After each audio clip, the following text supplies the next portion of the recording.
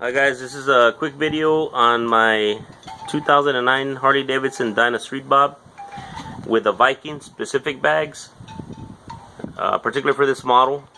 I got these bags because I did not want to relocate my turn signals. The only thing here is that these bolts right here that come with the kit are not long enough, so you're gonna have to go to your local hardware store and get some longer bolts.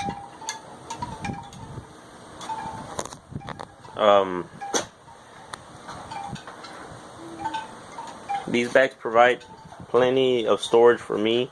I mainly use this bike for work. It's 50 miles one way.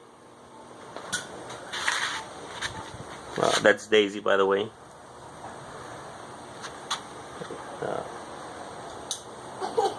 I think these are good value.